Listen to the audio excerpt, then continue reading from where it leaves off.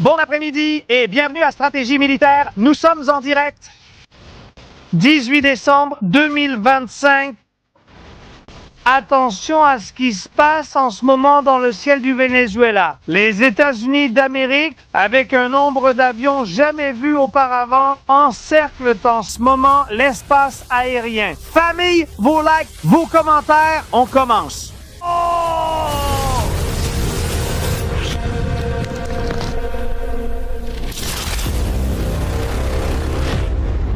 Très bonne soirée, famille. Bienvenue sur Stratégie Militaire. Nous sommes en ce moment en direct. Mon Dieu, qu'est-ce qui se passe? Attention à cela. Des avions partout et l'AWACS Grinch 01 vient d'arriver. Il vient d'arriver. Et cet avion est nécessaire pour lancer une attaque aérienne. Il peut contrôler jusqu'à 80 avions dans les airs. Mon Dieu, incroyable! Quelle nuit nous attend, quelle aventure ici dans Stratégie Militaire. Incroyable. Quelle folie! Quelle folie! Ça me fait peur de jouer ce soir. Les conditions météorologiques sont optimales pour lancer une attaque.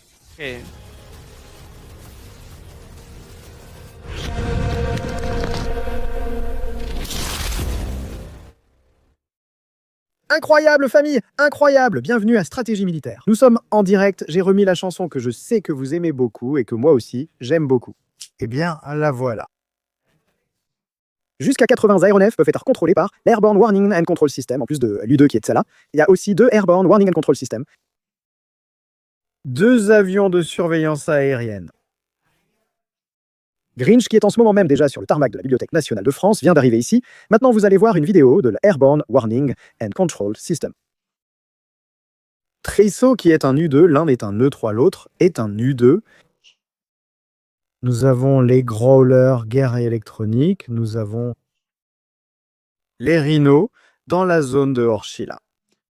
Et le plus près que nous ayons vu jusqu'à présent, dans notre aventure vénézuélienne, des F-18RR à la limite de l'espace aérien du Venezuela. Ils disent des commandes. Eh, vous parlez trop, vous dites fumée en haut, en bas. Pour l'instant, le seul qui a lancé de la fumée, c'est Vladimir Padrino, d'Ostado Cabello, qui dit que ses radars peuvent abattre n'importe quel avion. En ce moment, ils sont encerclés. Tout l'esprit de Mequetia, toute l'ambiance du Venezuela est en bas. Continue, c'est-à-dire ils sont encerclés, il n'y a pas, ils sont 6, ils sont en ce moment un encerclement. C'est que non, il n'y a plus de place. C'est que, regarde, si tu regardes vraiment la carte, l'image est dantesque. Et il y a aussi par ici des avions. Ici aussi, il y a des avions de surveillance qui cherchent les pétroliers. Quand Donald Trump a dit qu'aucun ne va entrer ou qu'aucun ne va sortir, je crois qu'il était vraiment sérieux. Il y a quelque chose que fait le Venezuela. Il y a quelque chose que Vladimir Padrino, les forces armées, la force armée nationale bolivarienne du Venezuela, est en train de faire. Non, ils ne voient pas la même chose que nous. Ils consultent FlyRadar. Et c'est hallucinant. C'est hallucinant. Il y a déjà des détails que nous pouvons commencer à relever. Je me suis concentré sur des informations, pas mal d'informations, en plus de dernière minute, que j'aimerais partager avec vous et qui attire beaucoup mon attention. Il y a des détails opérationnels qui commencent à prendre forme, qui commencent à prendre de la couleur, et nous devons les examiner. Mais je vous souhaite la bienvenue sur Stratégie Militaire. Un grand merci de faire partie de cette communauté, d'être avec nous, de croire en ce grand projet qui s'est construit jour après jour depuis 2 ans. Abonnez-vous si vous ne le connaissez pas. Faites partie d'une immense communauté. Dès maintenant, Stratégie Militaire. Et chaque jour, de nouvelles aventures, de nouveaux défis, comme aujourd'hui. expliquer au monde ce qui se passe là-bas, pourquoi il y a un AWACS, pourquoi il y a un autre AWACS, pourquoi tous ces avions sont là. Qu'est-ce qui peut arriver en étant réaliste, en étant honnête avec tout ce que nous voyons? C'est peut-être ce qui se rapproche le plus de ce que nous allons voir ou de ce que nous allons connaître. Dans ce sens,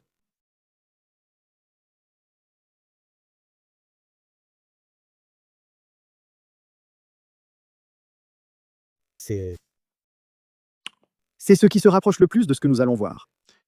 En ce qui concerne l'opération réelle, comment se déroulerait l'attaque contre le Venezuela? Pour lancer l'attaque contre le Venezuela, nous devrions absolument avoir l'avion AWACS, le U-300 nous devrions avoir les Tracer, l'United States Ship Gerald Ford, que nous avons déjà là-bas. Nous devrions avoir les avions de guerre électroniques, que nous avons aussi. Nous devrions également avoir Rhino. Cette version du FDX-8, nous devrions avoir les autres FDX-8 pour assurer la couverture là-bas. Ensuite, il y a aussi les FDX-8 plus combinés. Pour l'attaque au sol, c'est-à-dire toutes les pièces, les Harrier, les F-35. Tout cela fonctionne en même temps. Si le E3 est là, c'est parce qu'il y a plus d'avions que ce que nous voyons. C'est un avion qui peut organiser l'espace aérien. À tous les niveaux, c'est-à-dire qu'il peut tout organiser, il peut gérer l'opération aérienne à tous les échelons et à tous les niveaux.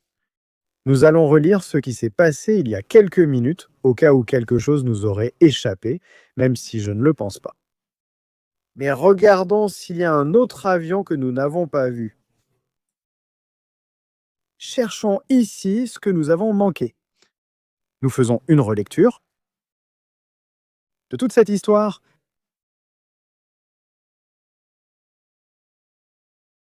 En cherchant des avions qui nous ont échappé. Les objectifs de Super Chat sont ouverts si vous souhaitez contribuer à notre contenu. Parce que le E300 vient sûrement de la République dominicaine, il était là-bas, il n'a pas pu venir directement du continent. Je cherche plus d'informations, voyons ici la rediffusion.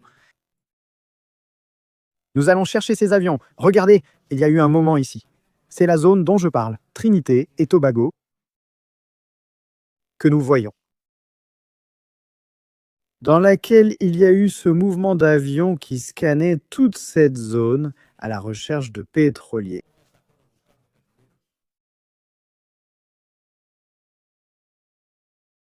Tout arrive simultanément.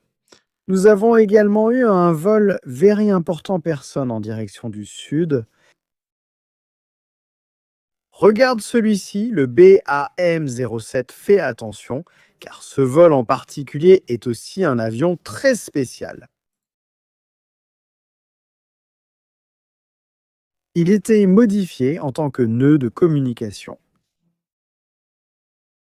À haute altitude, cet avion que nous voyons là, qui est là en ce moment, mais qui vient de couper, le transpondeur est un nœud de communication. C'est lui qui s'occupe d'organiser le lien de communication dans un environnement. En ce moment, tellement, hein? Stressé par l'interférence de la guerre électronique, donc cet avion, clé pour lancer l'attaque, est aussi essentiel. Rendez-vous compte de ce que nous avons déjà dans le ciel du Venezuela. Il y a des avions que nous ne voyons pas, mais qui sont là, ici. Vous le voyez, avion.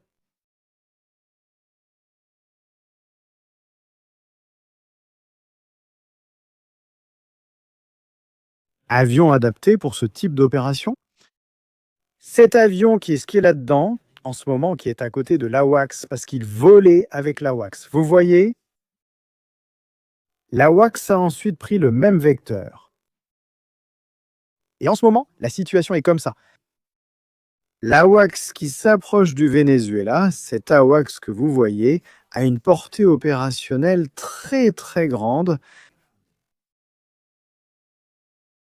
nécessaire pour attaquer. Pourquoi vole-t-il avec le transpondeur allumé? Je pense qu'il s'en fiche.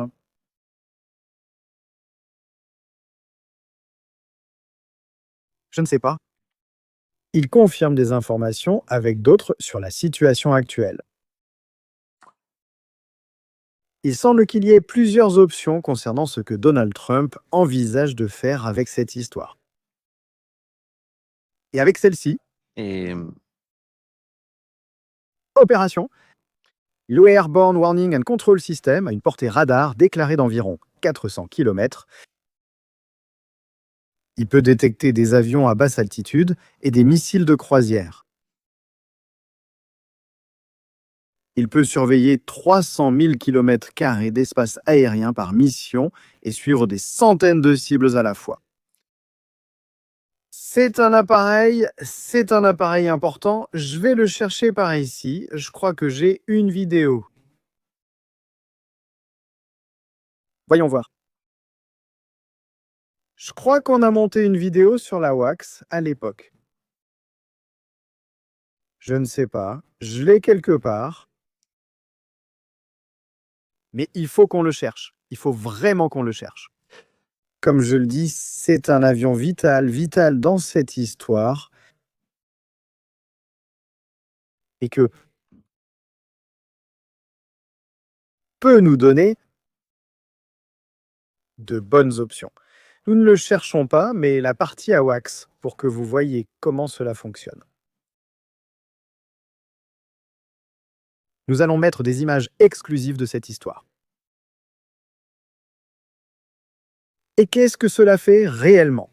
C'est-à-dire, quelle est l'opération ou le type d'opération que l'on peut lancer? Je vais vous donner ici un exemple du type de technologie qui peut être utilisée dans ce genre d'opération aérienne. Avec la situation actuelle, imaginons un environnement de défense anti-aérienne où les Growlers opèrent, où tous ces avions sont en action.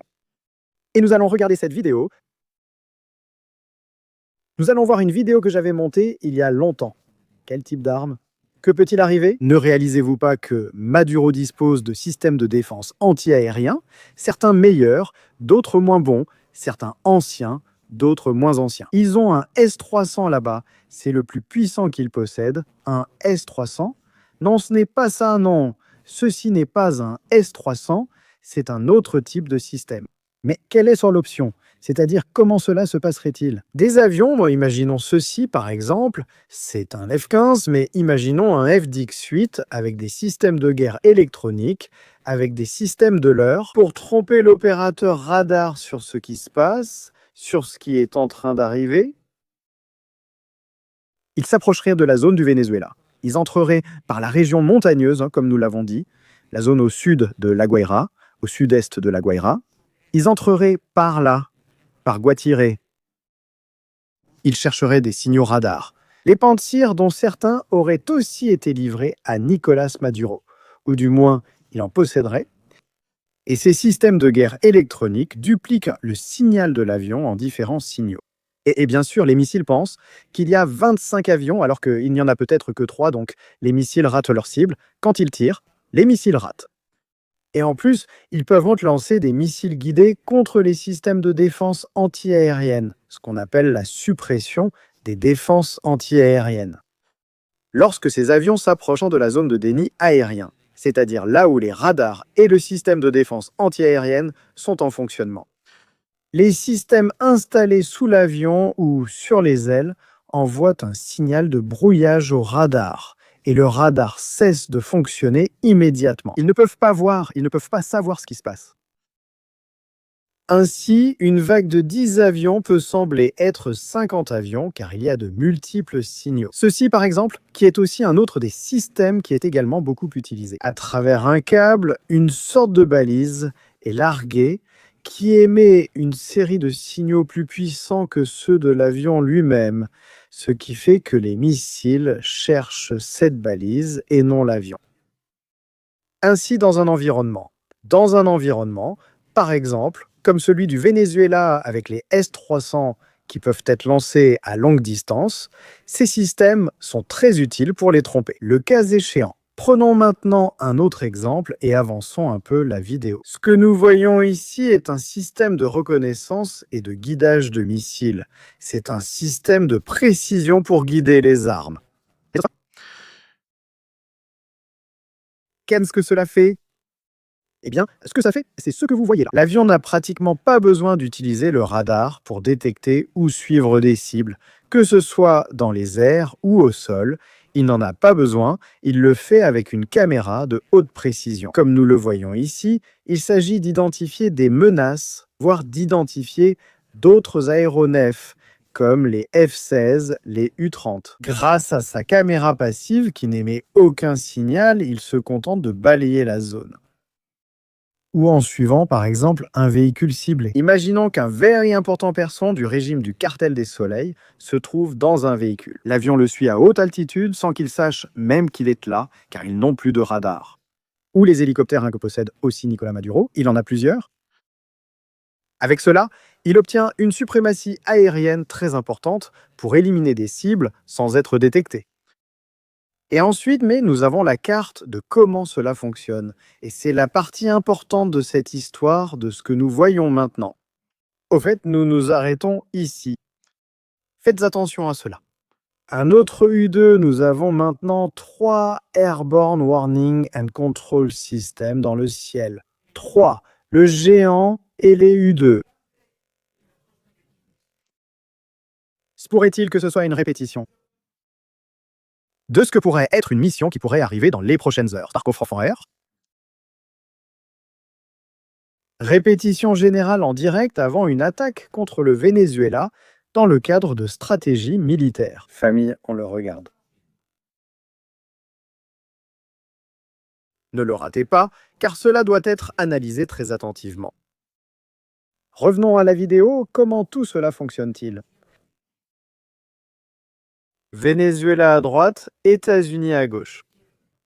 Les avions AWACS, les ravitailleurs, les B2, les B1, les B-52, les avions de chasse, les F-18. Ces avions détectent le signal, les P-8 Poséidon détectent. Par exemple, les patrouilleurs vénézuéliens ou les navires de surface du Venezuela envoient le signal à l'Airborne Warning and Control System. L'Airborne Warning and Control System partage le signal avec les avions de chasse. Ceux-ci peuvent lancer les missiles sans activer le radar, en utilisant uniquement les informations que le P-8 leur fournit. L'Airborne Warning and Control System continue de coordonner les opérations, détruisent-ils les patrouilleurs ou tout ce qu'il y a là-bas. Des radars terrestres sont maintenant activés. Encore une fois, les signaux de ces radars continuent d'être détectés. Et les avions neutralisent chacun des radars et les attaquent un par un, encore et encore. Au final, ils neutralisent toutes les défenses antiaériennes et le Venezuela se retrouve dans l'obscurité. Littéralement, ce que vous voyez, c'est comment cela se fait. C'est la façon la plus simple de l'allumer, de supprimer les systèmes de défense antiaériens. Dans une bataille comme celle qui va avoir lieu au Venezuela. Voilà comment cela fonctionne, voilà ce qu'est l'AWACS, c'est la partie importante. L'avion que nous avons en ce moment, c'est celui que nous voyons, c'est l'œil dans le ciel, une sorte d'Horus. Vous le voyez sur ce petit écran qui a fuité, ici nous le voyons. Il peut suivre en temps réel des centaines d'aéronefs, des centaines, donner des ordres de mission et indiquer au pilote quel est le meilleur vecteur pour accomplir la mission. C'est comme un centre de commandement. Vous le voyez sur les écrans, vous voyez tous les aéronefs présents sur ces radars. On les voit ici, vous voyez. C'est complètement fou, c'est très difficile à comprendre en temps réel. Et il peut aussi suivre des objets au sol. Il y a aussi une option pour suivre des objets à très basse altitude, voire même au sol. C'est une information assez confidentielle. Ici, on le voit, toute l'avionique qu'il y a un équipage à l'intérieur de cet avion qui travaille sur tous les détails. N'est-ce pas? Puis ça, sur le champ de bataille. Tout est interconnecté par satellite par le biais du Link 16. J'ai tout chiffré pour que l'ennemi n'ait pas accès aux communications. Et on donne des instructions d'attaque comme ça. Eh bien, ça devient intéressant. Voyons qui d'autre va apparaître. Si les F-35, un B-52 peut-être. On ne sait pas. Bienvenue sur Stratégie militaire, nous sommes en direct. Situation très étrange, nous n'avions pas vu ce déploiement, cela n'avait pas été vu. Nous allons ouvrir ici tous les aéronefs et tout ce que nous avons. Nous sommes ici.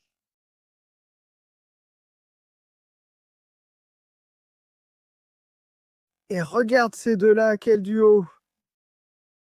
Et la question est, que va faire le Venezuela? Que va-t-il faire? Maduro, va-t-il lancer quelque chose? Va-t-il essayer de sortir de cette situation d'une manière ou d'une autre? Va-t-il franchir le pas? Ou va-t-il laisser les États-Unis continuer à se moquer? Surveiller son espace aérien maintenant. Dans l'espace aérien du Venezuela, la majorité des avions présents sont des avions des États-Unis d'Amérique.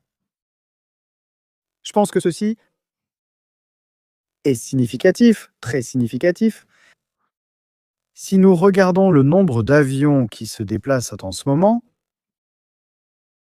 les avions américains sont plus nombreux que les vénézuéliens. Littéralement. Ils ont envoyé quelques petits avions pour espionner là-bas, et nous ne voyons pas encore tout ce qu'il y a. Et il y a beaucoup de travail sur quelque chose que je pense va arriver, et doit arriver, et je le répète encore. La Orchila doit être prise, elle doit être prise, la Orchila doit être prise, quoi qu'il arrive.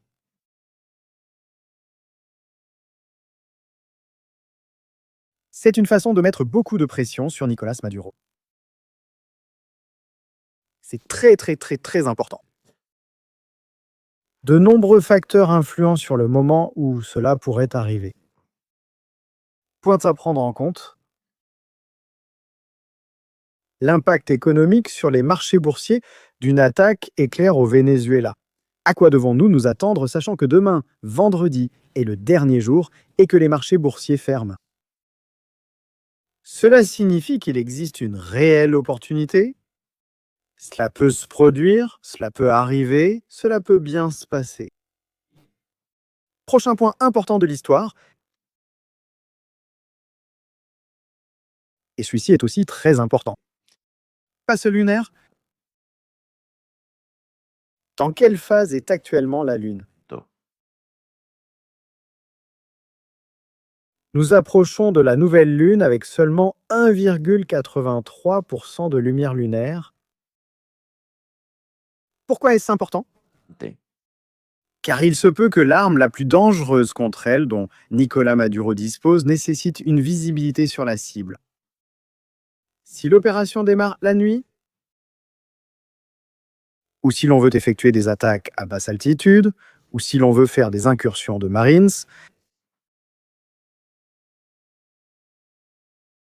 l'opportunité doit se présenter la nuit, pendant la nouvelle lune. Attention, il n'est pas nécessaire de bombarder, ils peuvent entrer à haute altitude. Et peu importe comment est de la Lune, peu importe s'il y a une météorite, une éclipse, ça n'a pas d'importance. Mais si nous voulons lancer un assaut, mieux vaut une pleine Lune. C'est mieux. Regardez les traînées. C'est impressionnant. Nos propos se confirment-ils?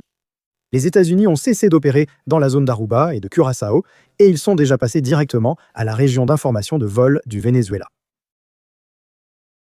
C'est important parce que nous avions prédit que cela allait arriver pour des raisons de sécurité aérienne. Cela s'est-il réalisé? Analyse excellente. L'AWACS va maintenant balayer à l'horizontale.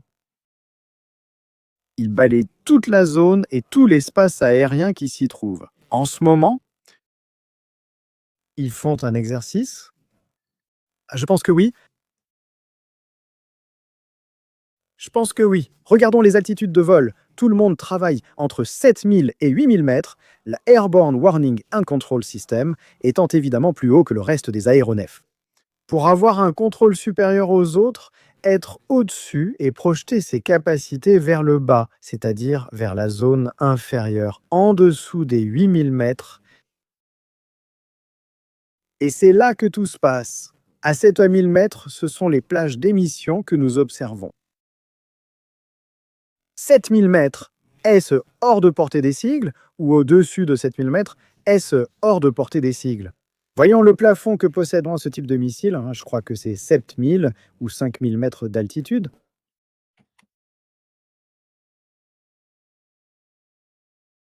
Voyons cela pour commencer à recueillir des informations sur lesquelles 3500 mètres,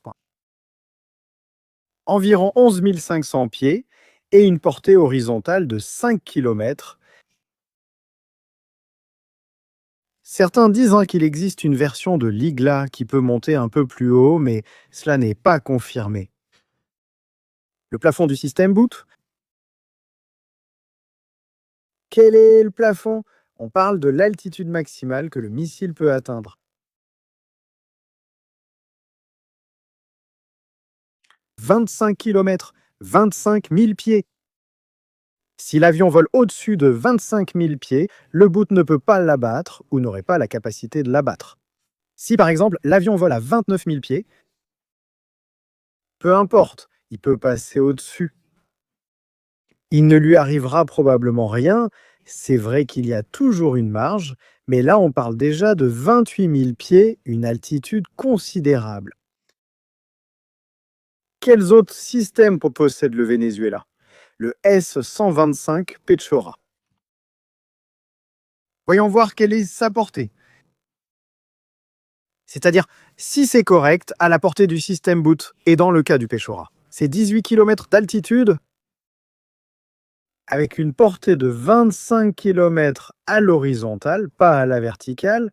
Le système Boot M2 est de 45 km. Les avions qui sont ici, ceux que nous voyons qui semblent maintenant partir pour tracer une autre diagonale différente. Lorsqu'ils sont dans cette zone proche, ils seraient à portée du Boot M2, mais à la limite, il y a sûrement environ 40 km ou plus de 40 km de distance entre ce point et la Terre. Maduro a-t-il envoyé les F-16 ou les U-30? Non, aucun avion n'a été envoyé. Pour leur dire de partir de là, d'aller s'entraîner à Trinité et Tobago, ailleurs, Maduro n'envoie aucun avion. Il n'y a pas d'avion. Maduro est en ce moment dans une autre histoire, dans une autre situation. Et il est en ce moment perdu, complètement perdu. Nous allons rétablir le filtre que nous avons pour les aéronefs militaires non catégorisés, les drones et les hélicoptères.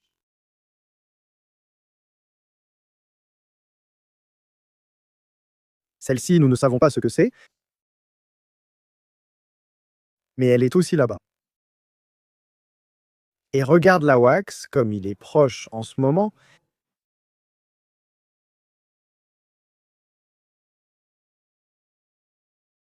Regarde l'AWACS, comme il est proche des Super Hornets, comme il est proche maintenant. Tous les radars, là, il y a beaucoup de radars en ce moment. Là, en ce moment. Une situation assez curieuse. On va connecter maintenant. Avec le Venezuela, nous allons connecter avec cette zone. Tout de suite, le soleil se couche au Venezuela.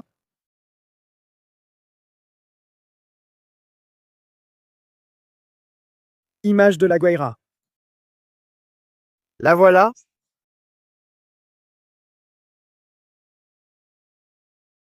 Nous avons l'image de la Guaira. Et nous avons le son.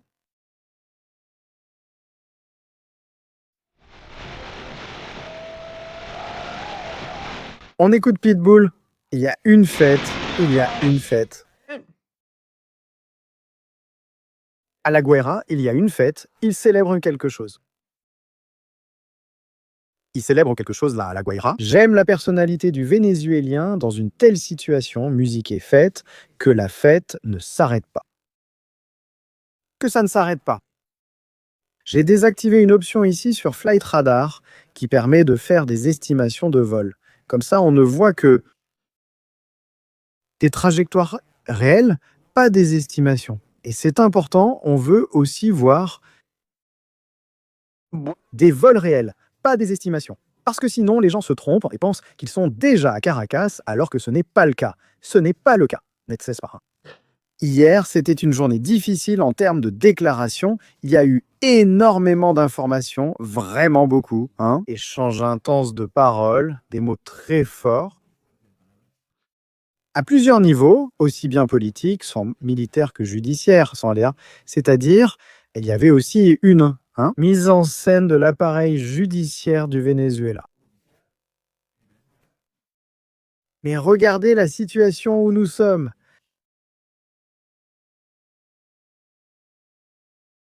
C'est une situation assez spéciale, un entrée spéciale. Les gens se baignent, les voilà. Les gens en maillot de bain, en train de se baigner, et c'est là-bas. Allons chercher ce qu'a dit Maduro, parce que Maduro a parlé, je crois qu'il a encore parlé. Il a encore raconté des histoires, grossièreté, typique de Maduro.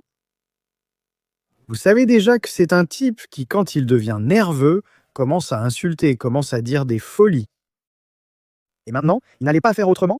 Maduro est en ce moment, fidèle à lui-même, il veut survivre, coûte que coûte, il veut rester au pouvoir, il croit en plus qu'il peut rester au pouvoir. Mais j'ai mes doutes. J'ai mes doutes.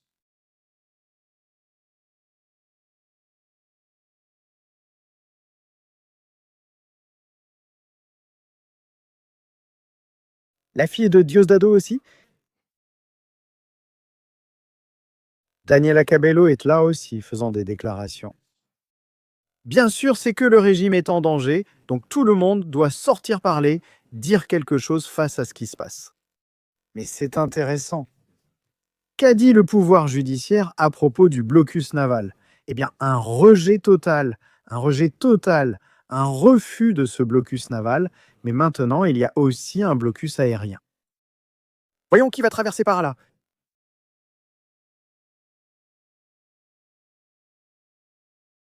Voyons qui va traverser par là.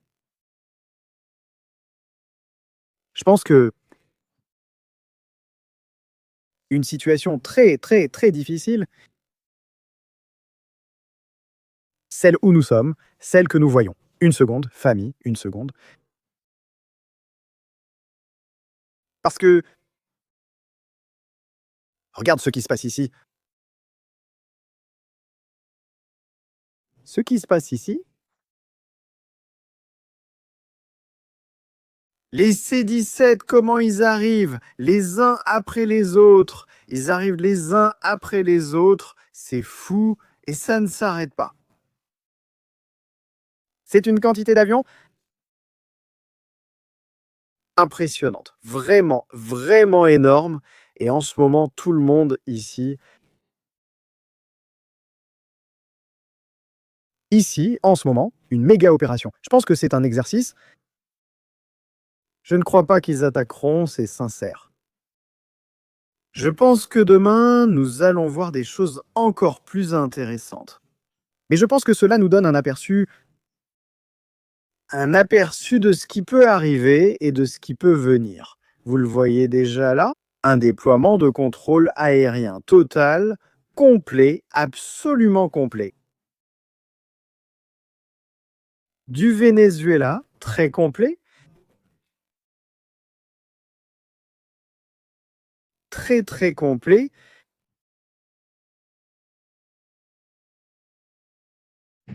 Fíjate. Un balayage total. Chacun d'entre eux a une mission à accomplir dans cette histoire. Chacun d'entre eux. Et maintenant, c'est là qu'ils vont commencer à être nerveux, maintenant qu'ils coupent les transpondeurs, quand ils commenceront à couper les transpondeurs là-bas au Venezuela, ils vont devenir très nerveux.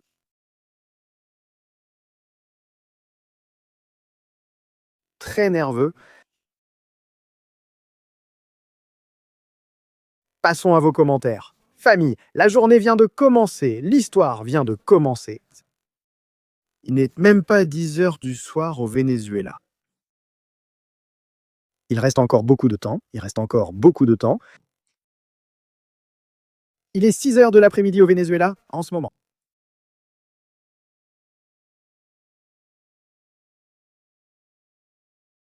La plage est très belle. La plage du Venezuela est très belle en regardant le coucher du soleil.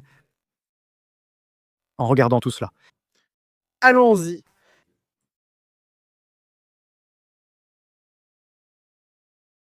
Ces avions nous rendent tous fous.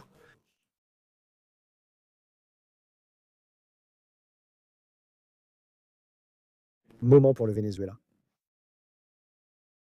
Je continue d'insister, je pense qu'Edmundo devrait aller à la Maison-Blanche et que Maria Corina devrait aller rencontrer Trump. Mettre les choses au clair sur ce que raconte cette histoire. Yeah. Et à partir de là, que des décisions soient là prises. Les gens veulent aussi savoir ce qui va arriver. J'insiste aussi, même s'il y a beaucoup de gens qui ont très envie et qui souhaitent que cela arrive. Tout cela demande une grande préparation, ce n'est pas demain que je me lève et que je lance une attaque sur Caracas et que la guerre se termine. Une préparation solide est nécessaire. Quand les États-Unis entrent dans ce genre de situation, la masse militaire qu'ils ont mobilisée est gigantesque.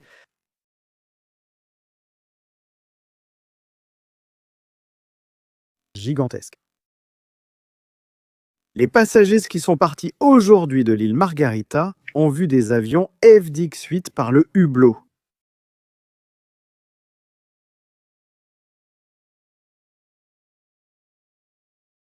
C'est-à-dire,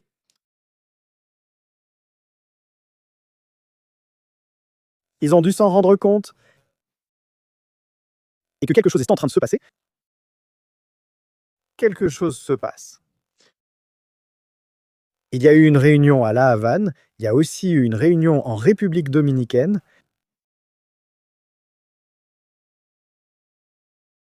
Il y a eu des réunions. Beaucoup de réunions. Qu'est-ce que vous dit? Bien. Pues. Qu'il va se passer des choses ici? Ils ont demandé à Trump, est-ce qu'on va voir quelque chose de Trump? Ils lui ont posé la question. Faut-il l'accord du Congrès pour attaquer le Venezuela par terre? Que pensez-vous que Donald Trump a dit? Qu'est-ce que Trump a bien pu dire, merde?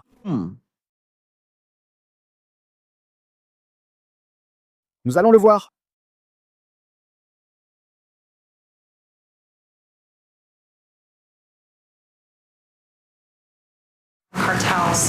Qu'est-ce qu'il a bien pu dire à propos de n'importe quoi, de n'importe quelle attaque de cartel de la drogue? Venezuela. Je préfère ne pas le dire, ce n'est pas un gros problème, cela a été prouvé. Je n'ai pas à vous le dire, je vais vous le dire, mais je n'ai pas à vous le dire si j'attaque les cartels par voie terrestre. Mais ça ne m'intéresse pas du tout, j'espère juste que ça ne disparaîtra pas. Tu sais, il y a des gens qui disparaissent. Ce que j'espère, c'est qu'ils ne le divulguent pas. Ce que j'espère, c'est qu'il n'y ait pas de fuite sur le moment où cela va se produire. Ce sont des politiciens. Et ils adorent divulguer des choses. Mais ça ne me pose pas de problème. Pero no tengo problema con esto. Donc si Donald Trump n'a pas confiance dans les politiciens, il ne va pas le dire à seulement 3 personnes. Tout le monde le saura. 4. 5. Qui peut être Donald Trump? Melania Marco? Pete. Et le chef du commandement sud.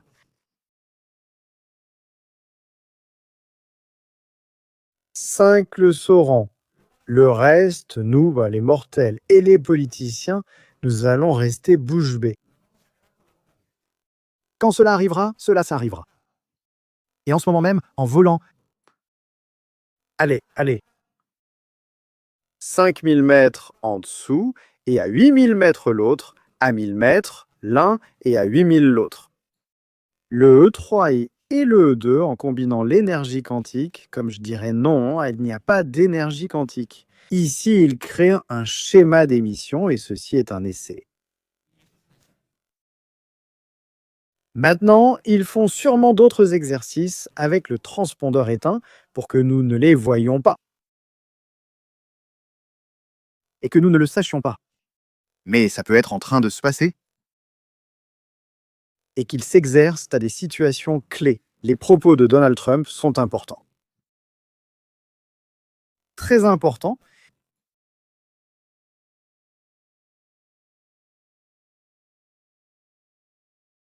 Qu'a fait Nicolas Maduro? Eh bien, aujourd'hui, Maduro semble s'être inventé son propre prix Nobel de la paix. Voyons, Maduro, qu'as-tu encore fait aujourd'hui? Et pour réaliser un souhait que nous avions depuis longtemps, celui de vous nommer président honoraire de cette société bolivarienne du Venezuela, permettez-moi, Monsieur le Président, s'il vous plaît. Maduro. Est-ce qu'il décerne à Maduro le prix Nobel de la paix? Avez-vous été investi de l'étole qui vous accrédite en tant que président honoraire de cette société bolivarienne du Venezuela? Eh bien, je suis surpris. Aujourd'hui, 17 décembre. Précisément. Précisément, Maduro. En faisant un Maria Corina. C'est comme un enfant, c'est vraiment un enfant, et il ne sait vraiment pas quoi faire. Il est là. Dans un monde parallèle, c'est un parallèle qui est là ce soir. Pour Nicolas Maduro, il est difficile ce soir de voir le coucher du soleil, avec tout ce qu'il y a dans le ciel. Et ils doivent savoir qu'il y a encore plus de choses, parce qu'ils auront sûrement des informations d'une certaine sorte. Des moments compliqués pour Maduro, pour tout le régime, pour tous les militaires du Venezuela qui assistent à une dégradation complète, totale, sans même avoir encore ouvert le feu parce que ce n'est pas encore le cas. Aucune attaque lancée. Plus de 8 aéronefs en même temps. C'est déjà un signe. Important, pas un signe de pouvoir. Ces aéronefs sont présents, mais ils ne peuvent pas envoyer de F-16 ou Su-30 pour faire pression. Ou non? Non! Et le problème, ce sont les politiciens. Les politiciens vont prévenir Nicolas Maduro quand il viendra les chercher, et Nicolas Maduro va se cacher.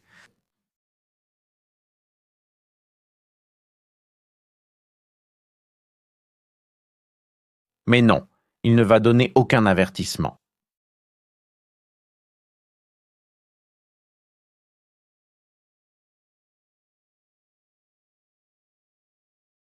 Incroyable.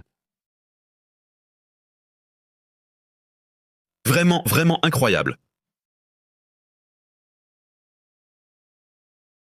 Il y a eu aujourd'hui aussi des coupures d'électricité au Venezuela, mais ça, il y en a tous les jours, et qu'il y a des pannes d'électricité dans certaines zones.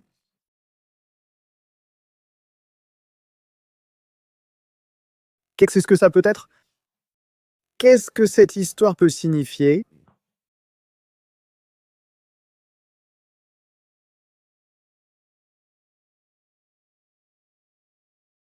Une situation assez compliquée.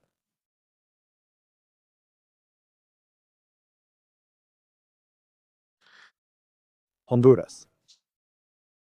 Libre veut poursuivre le coup d'État et va rester au pouvoir. Zelaya a des projets pour rester au pouvoir à travers sa femme, et regarde ça. Désolé pour les Honduriens, mais il va se passer quelque chose là-bas. La présidente a demandé au général Roosevelt Hernandez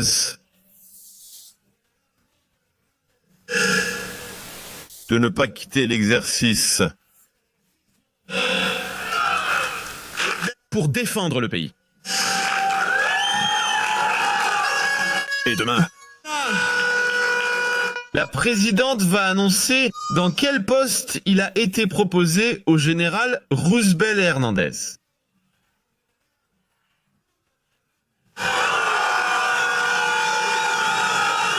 C'est un coup d'État. C'est un coup d'État qu'il prépare au Honduras. Eh bien, qu'il s'arrange avec Trump. Qu'il s'arrange avec Trump. Qu'il s'arrange avec Trump au Honduras. Et nous verrons ce qui se passe. Nous verrons.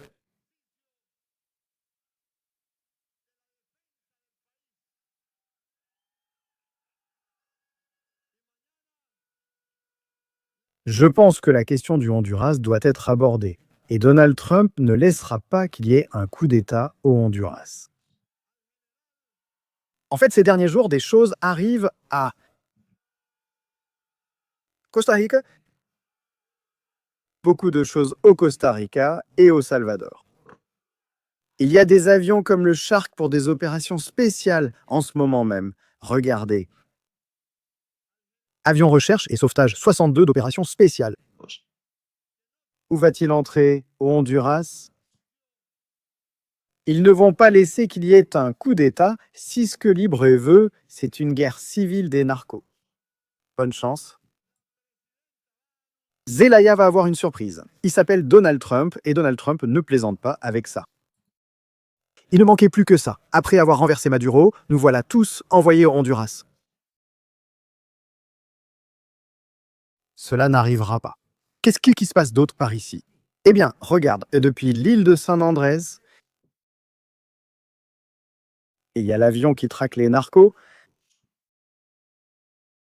le Wolfhound. Celui que nous voyons ici, qui a des caméras, il a tout. C'est celui qui nous envoie habituellement des vidéos de bateaux détruits. Eh bien, le voilà. Le voilà. On dirait que maintenant, ils suivent l'E3 et que les autres sont derrière ou suivent à la même trajectoire. Ce sont des choses qui impliquent ou montrent qu'ils s'entraînent pour une mission. Il y a de l'entraînement, des capacités et de la motivation. Il ne manque plus qu'à ce que tout soit prêt à l'ordre. C'est la seule chose qui manque. Le reste est sur le point d'arriver. Ça va arriver, et c'est là. Ça va sûrement arriver plus tôt qu'on ne peut l'imaginer. Le Venezuela peut-il riposter? J'ai des doutes, sauf l'opportunité de Tobago, qui peut lancer quelque chose, mais rien de significatif. C'est une blague complète, cette histoire. Voir tous ces avions des États-Unis là-bas, ça représente vraiment quelque chose? La capacité du régime de Nicolas Maduro à se défendre? Passons au super chat. Allez la famille, allons-y. Voyons ce que nos amis des stratégies militaires commentent ici. Nous sommes là. Les avions sont comme un essaim de guêpes. Je ne sais pas si ce sont des essaims de guêpes, mais il y en a beaucoup. 5 adhésions. Isabelle, merci beaucoup. Isabelle, nous sommes très heureux de te voir ici sur ta chaîne. Dans Stratégie militaire, salutations à Lizzie de Porto Rico et à Daniel. Bon après-midi, stratégie. Trump a déjà déclaré la guerre à Maduro, alors que Carterez ne le fera jamais contre le Venezuela, qui représente le peuple. Parfois, nous confondons les termes Venezuela. Voilà. Parce que l'armée était vénézuélienne, mais elle est contrôlée par Nicolas Maduro. Stratégie. Aujourd'hui, j'étais entré dans l'application Flyrueda et j'ai vu qu'il y avait un MQ. Oui, le Triton a effectué ce matin des opérations de reconnaissance navale. Ils cherchent aussi des pétroliers, ils cherchent celui qu'ils doivent prendre pour élaborer des stratégies. Un Colombien à Chicago te salue. Tes émissions sont superbes. Ténacité et sens de justice. Merci Nestor pour ton avis sur la chaîne, ravi que le contenu te plaise. Si tu n'es pas abonné, fais-le. Ivan, crois-tu que les États-Unis pourraient compenser tous les frais de l'opération grâce au pétrole vénézuélien? Oui, c'est très probable, Ivan. C'est probable, ça me semble bien. Les États-Unis ne peuvent pas parcourir le monde entier pour libérer tous les pays de dictature. Gratuitement, aucun pays ne pourrait faire quelque chose comme ça n'a aucun sens de le faire. Il est clair que les États-Unis doivent recevoir une compensation économique après cette opération coûteuse. Il y a des gens qui vont le critiquer, il y a des gens qui vont dire que c'est inadmissible de faire ça pour de l'argent, etc. Les États-Unis ne sont pas une organisation non gouvernementale, c'est un pays souverain avec ses propres intérêts. Dans ce cas, l'intérêt des Vénézuéliens à renverser le dictateur Nicolás Maduro rejoint celui des États-Unis. Il y a aussi la sécurité nationale, la question du cartel et la géostratégie, notamment la présence de la Chine et de la Russie au Venezuela. Et aussi la question économique du pétrole, ce qui fait que nous avons tout le scénario des options possibles dans lequel, avantageusement. La principale raison de Donald Trump pour évincer Maduro n'est pas son traitement envers son peuple. Il peut le faire, peut-être dans la vision d'un Marco Rubio, en raison de son parcours. Mais Donald Trump s'en fiche. Ce qui se passe en Afghanistan, ce qui se passe au Venezuela avec les gens, plus ou moins, ça lui est égal. Relativement, y a-t-il eu des moments où Donald Trump a montré et démontré de l'humanité envers les chrétiens en Afrique ou les Blancs en Afrique du Sud, en tenant des propos durs et en menaçant d'intervenir s'ils ne cessaient pas les massacres? Mais en ce qui concerne le Venezuela, les principaux intérêts ne sont pas ceux-là. Ce ne sont pas ceux-là. José David Rosales, merci beaucoup. Eh bien, prépare-toi. L'Espagne a arrangé avec le cartel de Sinaloa opérant en Argentine depuis des années, qui Zapatero, donc là aussi. Ainara Leti. Ainada. Merci beaucoup, Ainara Leti, merci. Celui de l'étal. Quand une collaboration avec Fonseca, avec le grand Fonseca, le titan Fonseca, eh bien je ne sais pas, je ne le connais pas, et je crois que Fonseca ne me connaît pas non plus. Parce que nous faisons des formats différents. Je fais des directs, lui des vidéos, donc une collaboration avec Fonseca serait difficile, car je ne fais pas de vidéos. Qu'avons-nous d'autre? Fonseca, une chaîne tendance, bah ça, bravo pour les 14 millions de vues, c'est énorme.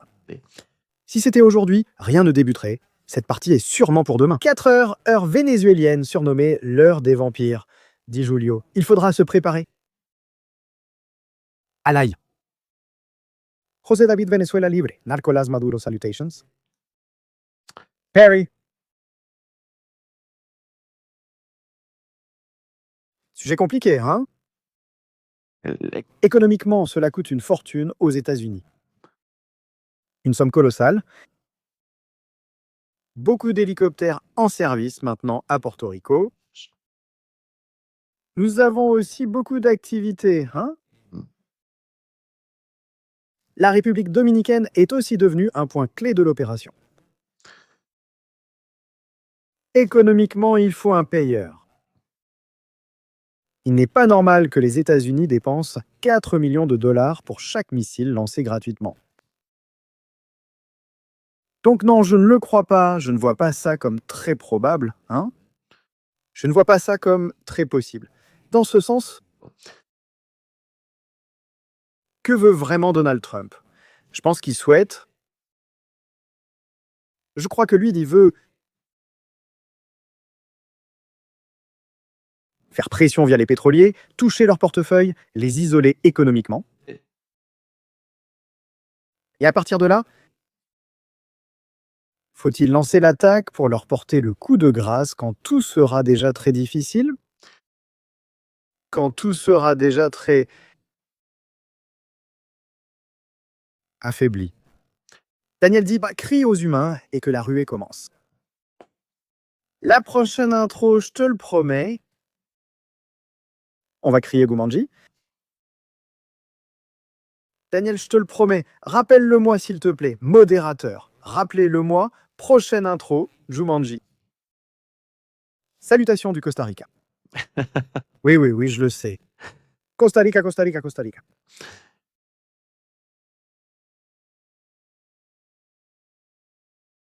S'il vous plaît, ne mettez pas de répétition sur le canal. Il y a énormément de monde. C'est très pénible de lire le même message 20 fois, donner un peu de visibilité au chat.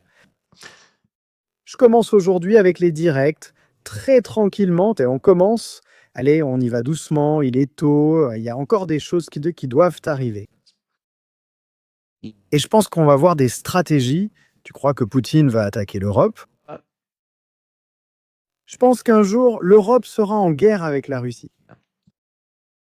Ma perfection. Ça va arriver tôt ou tard, je ne sais pas quand. Et ça... Ce conflit sera non conventionnel, avec des armes spécifiques.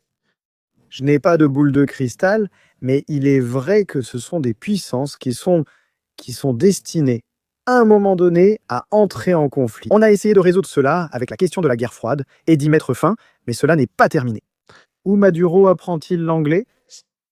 Pauvre professeur, dit-il. Andrea, où étais-tu? Andrea? J'étais là, Andrea était là, compte à rebours pour Maduro Andrea, qui est ici tous les jours avec nous, hein? Super, Andrea? Qui est le plus idiot, Maduro ou Petro? Ce sont des frères siamois, comme il le dit, comme il le dit.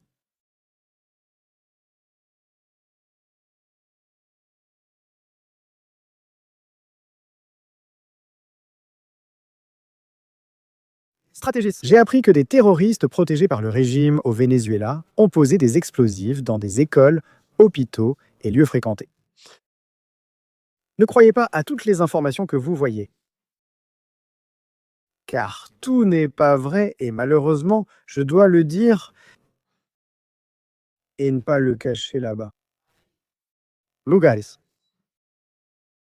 Des chaînes d'information ou des chaînes de contenu qui disent bien des choses insensées et des choses graves, lesquelles mettent en danger la sécurité des gens et, inutilement, rendent les gens nerveux. Par exemple, ce message que notre ami nous montre ici est surréaliste. Nous n'avons pas d'informations vérifiées que ce soit le cas, mais il est vrai que ce que Nicolas Maduro veut faire, c'est une guerre de guérilla qui inclut ce type d'action. Mais pour l'instant, je n'ai pas d'informations vérifiées ou identifiées qui confirment que c'est le cas. Si je l'avais, je le dirais, mais je ne vais pas dire cela de quelqu'un de couverture. Venezuela... Venezuela, hôpitaux en danger, etc. Je n'irai pas plus loin. Non, ce n'est pas cette chaîne. Il y a d'autres chaînes qui le font, mais pas celle-ci. On ne va pas dans cette direction. C'est vrai que si on fait de fausses informations, on fait plus de mal que de bien. Il y a des gens, je le sais, qui donnent des informations parce qu'ils veulent t'aider ou mettre la pression. Mais au final, non, ce n'est pas comme ça. Les choses ne se passent pas comme ça. Ensuite, il y a aussi certains communicateurs importants au niveau international qui n'en ont pas eu une seule de juste, ils n'en ont pas eu une seule de juste. Ils donnent de faux espoirs aux gens en disant demain, demain, demain, demain, demain. Non. Et cela crée un problème sérieux dans le mouvement. Très très sérieux. Merci pour ces 20 adhésions. La Tour Infernale, super film, hein? La Tour Infernale, vous vous souvenez? La Tour Infernale. Il dit être mon fan numéro 1, alors pourquoi n'es-tu pas membre? Si tu es le plus grand fan, pourquoi n'es-tu pas membre? Stratégie militaire. Cubano 4547. Que fait un avion Sentry? C'est un avion de commandement et de contrôle aérien. C'est un radar aéroporté, il a des capacités supérieures à un radar terrestre. Parce qu'étant en altitude, il n'y a pas d'horizon. Le radar peut identifier des aéronefs à longue distance, planifier des opérations et des missions de combat, guider et aider au guidage des missiles air-air. Il peut faire beaucoup de choses. Cet avion est un avion vital. C'est une cible prioritaire à abattre pour le Venezuela. Le Venezuela est-il plus intéressé à abattre cela? Vous voyez que le U-3 Sentry est plus important qu'un F-18 pour que vous compreniez l'importance. Tu évoqueras la mission armée imminente de l'Organisation des Nations Unies contre les gangs en Haïti. Un conflit décisif pour tenter de sauver ce pays caribéen. Francisco, on en discutera, mais si c'est l'Organisation des Nations Unies qui l'envoie, je n'ai aucun espoir. Je n'ai aucun espoir. Merci de retirer les messages trop répétitifs, modérateur. D'accord? Sinon, le chat devient très difficile à lire. Et les gens doivent pouvoir profiter du contenu. C'est un sujet compliqué. Des stratégies. Écrire en majuscule est-il interdit? Oui, non, ce n'est pas lié aux majuscules. Je vais le voir plus, je vais le voir moins. Ce que tu vas faire, c'est saturer l'écran beaucoup plus. Les gens vont se fatiguer. Ça dérange. Mieux en minuscule, il faut afficher correctement. Sauf les titres, parce que nous, les titres, on les met en majuscules. On est sauvés. Merci aux modérateurs pour leur travail incroyable avec autant de monde. Merci de vous abonner. Si ce n'est pas déjà fait, je réponds à vos questions dans le chat. Et merci de regarder cette adhésion. Félicitations Irène Assadi si tu as gagné. Félicitations et bienvenue pour regarder. C'est une chaîne sérieuse, n'est-ce pas, Édouard ? C'est une chaîne qui a... Il doit y avoir des règles de vie pour que tout se passe bien et que tout coule, mais ce n'est pas une chaîne où l'on reste toute la journée. Ici, on rit beaucoup et on fait des folies, n'est-ce pas ? Tu n'as pas dit que tu ne donnerais pas d'explication sur Black Cat. Je ne veux pas en donner, car je l'ai toujours dit, je ne veux pas mettre en danger. Les opérations qui sont en cours, c'est une de mes règles. Nous pouvons informer et raconter, mais je ne mettrai pas en danger une opération militaire pour une exclusivité. Moi, une autre, qu'il le fasse, ce n'est pas mon intérêt. Je suis là pour communiquer et raconter ce qui se passe. Bien. Bonsoir, stratégie s'il te plaît. N'envoie pas ces messages, ça inquiète la population, sauf si c'est de la propagande du régime. Johnny, je les ai mis pour les clarifier. D'accord, merci pour ton message. Je te comprends. Mais le fait de ne pas le mettre ne veut pas dire que les gens ne l'ont pas lu. Les gens le lisent, donc je le mets, j'en parle et je le dis, et je pense que ça a été la meilleure explication. Combien d'avions sont actuellement près du Venezuela? Il doit y en avoir beaucoup. Carmen. Carmena ou Carmen Alicia, il y en a beaucoup. Parce qu'il y a des avions de contrôle aérien. 3 avions de contrôle aérien. L'un d'eux peut gérer jusqu'à 80 aéronefs. Il sera là. Le jour du jugement dernier ou son avion arriveront-ils un jour? Je ne pense pas. Je pense qu'il n'est pas nécessaire de le faire décoller dans le scénario de guerre du Venezuela. Je ne pense pas. Plus d'abonnements. Coco avec ses abonnements. Merci beaucoup. Coco, nous avons 40 abonnements aujourd'hui. C'est fou. Pablo, moi, un gars ordinaire, je te suis pour tes stratégies et je peux témoigner que tu es le plus sérieux de tous les médias. Ça s'est souvent réalisé comme tu dis, mais pas toujours, Pablo, il y a des exceptions.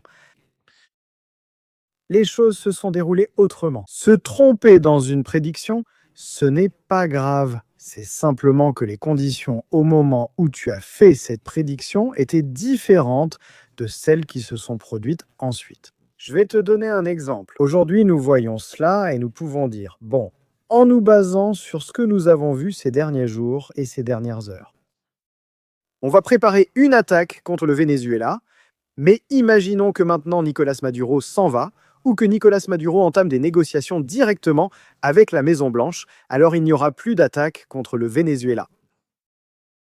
Cela veut dire que nous nous sommes trompés, n'est-ce pas? Le 18 décembre 2025, tous les aéronefs que nous avons observés au cours des 48 ou 72 dernières heures indiquent qu'il pourrait y avoir une opération militaire au Venezuela.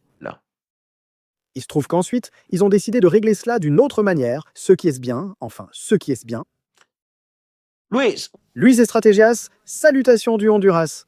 Espérons qu'il n'y aura pas de coup d'État, sinon Donald Trump viendra avec son balai.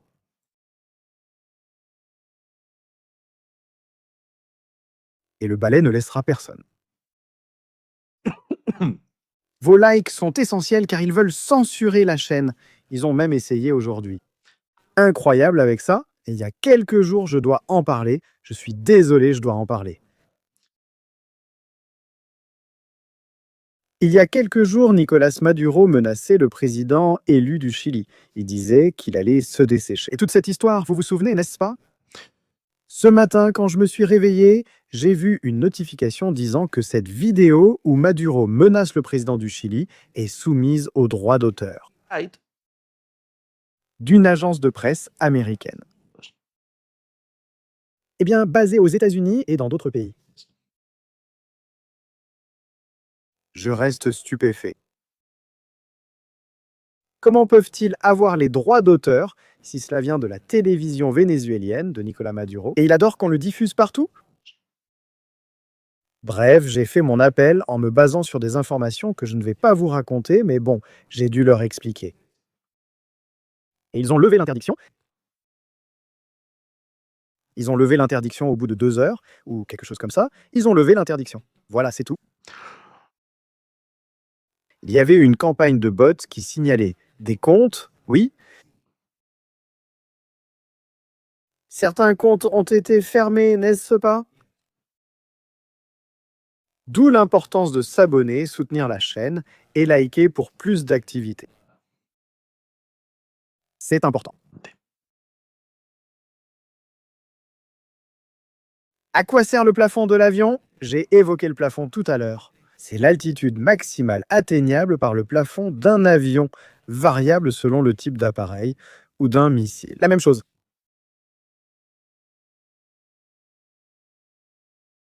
J'ai fait par ici. Friné Arevalo, merci à Tejas. Je pensais qu'on pouvait écrire en majuscule, parce qu'ici aux États-Unis, on n'a pas ce problème d'écriture.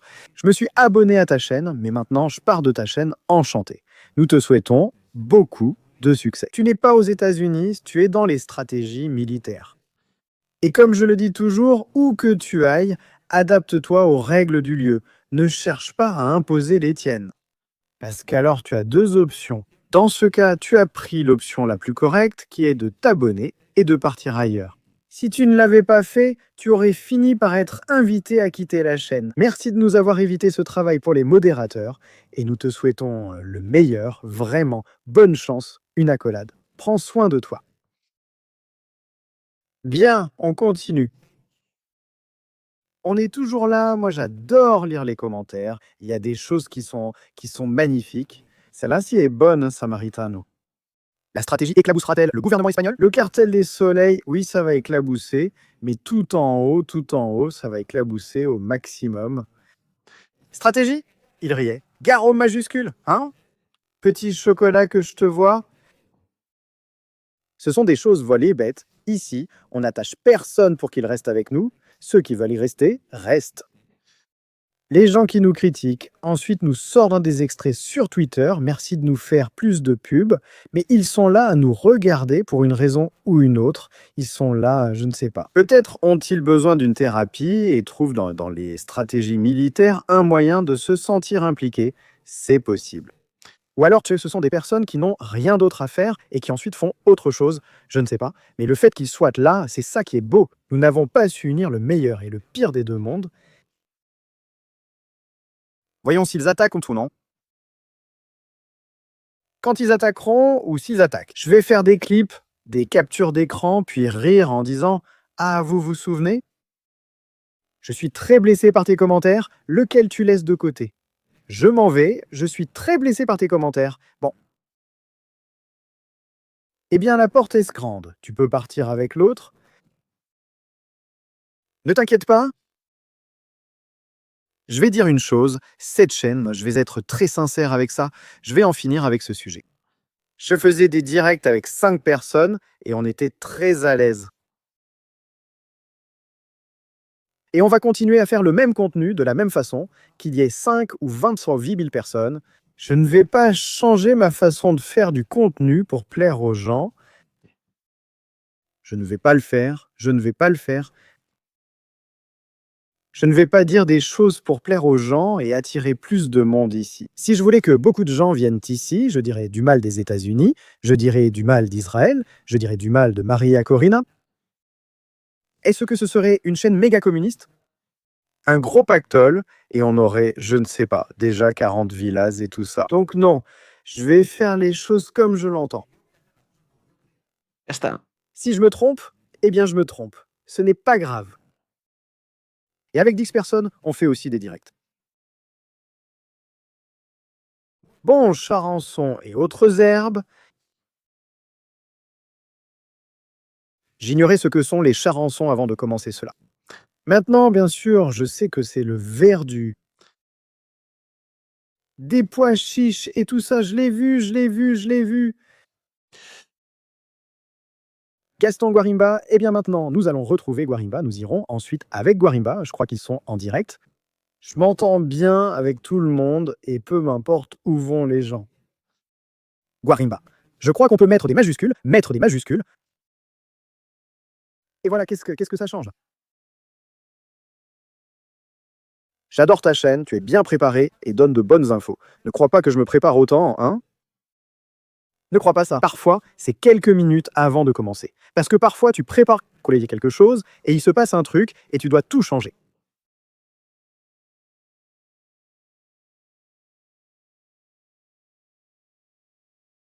Enquête sur l'intervention nord-américaine rapide à Saint-Domingue, République dominicaine, en 1965. 65. Le débarquement de la 82e division aéroportée. Très intéressant ce sujet, observateur. Quand la situation de Nicolas Maduro se calmera, nous l'examinerons. On peut commencer à faire des monographies et des vidéos sur le déroulement des invasions et cette histoire, non? Où ça? Des abonnements pour les pauvres. Plus vous écrivez, plus vos chances d'être choisis augmentent. C'est au hasard. Regarde, 5 abonnements, tu vois, l'os qui reste. Il nous a offert des abonnements, il a dit « je ne pars pas ». Voilà, il est là. Plus maintenant. Finalement, l'os qui reste aussi, il disait « je pars », mais il ne part plus, « je pars », mais il ne part plus. C'est bien, c'est comme ça que j'aime, c'est comme ça que j'aime. Qu'est-ce que vous voulez avec le froid qu'il fait en ce moment? Où irez-vous avec la situation actuelle au Venezuela? Ils ont coupé les transpondeurs, non? Il est resté ici, Rino? Bon, maintenant ils allument, maintenant ils éteignent, ils jouent, et ils jouent avec toute cette histoire, ils jouent. Salutations depuis le Panama. Que va-t-il se passer avec les ambassades du régime s'il est déjà déclaré terroriste? Vont-elles arrêter d'écrire en majuscules? De la même façon que tu vas le faire, Louis. Et y aura-t-il un changement du personnel de l'ambassade? Bien sûr, il faut se rendre compte de l'ampleur. Est-ce que tu vois Nicolas Maduro quitter le pouvoir? Remplacement d'ambassade, politicien, poste public, directeur d'hôpitaux et d'entreprises. Ouf. Ils ont besoin d'un vrai travail. Edmundo et Maria Corina, c'est le plus ennuyeux de la vie. Comment nettoyer un gouvernement de corruption? Victor Diaz, tu fais du bon travail, mais il ne faut jamais manquer d'humilité. Toujours, Victor, toujours l'humilité. Moi? Regarde. Et en plus qu'il vienne quelqu'un qui est clair. On m'invite sur une chaîne, moi j'y vais. Au lieu de faire des directs sur ma chaîne, je vais sur une autre. Je parle avec plus de gens, je partage, je transmets des informations, je dis aux gens d'aller voir d'autres chaînes. Je n'ai aucune concurrence. Je n'aime pas cette histoire de compétition. Je pense que c'est une bêtise sur YouTube. Ici, il n'y a pas de compétition. La journée fait 24 heures, les gens peuvent te regarder en direct maintenant. Après, ça ne change rien. Celui qui veut te voir te verra. Celui qui veut voir d'autres, il va les regarder. Celui qui veut les voir, il va tous les regarder. Ça ne change rien, non? Humilité. Non, c'est que pour moi, ceci est plus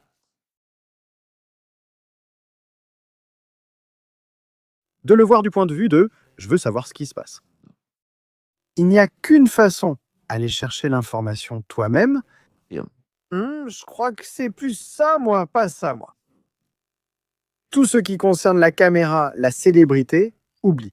On ne passe pas à la caméra pour des raisons de sécurité. On a déjà un prix sur notre tête? Hezbollah aussi l'a déjà. Jamais. Haïdam nous cherchait aussi partout parce qu'on attaquait ses objectifs militaires tous les jours. C'est que non. C'est Saint-Trier, il est déjà venu plusieurs fois, il n'est pas nouveau dans la région. Il est déjà venu certaines nuits, mais aujourd'hui, la présence militaire était bien plus forte. Il m'informe que l'île Margarita est sans électricité. Il faut vérifier. Peut-être que le régime n'a pas payé la facture ou ils sont à court de piles. Merci Pablo pour les abonnements. Mon ami, une accolade. Une accolade.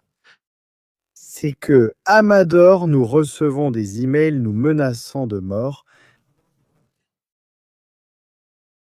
Et ce sont des gens qui sont vraiment dérangés, complètement fous. Et il faut aussi prendre certains. Et Mesures de sécurité. Quels avions survolant le Venezuela? Des F-18? Non, aucun. C'est-à-dire Au-dessus du Venezuela, aucun. Mais dans la zone de contrôle aérien du Venezuela, il y a des avions, les F-18, les U-2, les E-3 et les ravitailleurs. En Argentine, on dit qu'il vaut mieux peu et bon que beaucoup et mauvais. Oui, Daniel, mieux vaut peu, mais de qualité.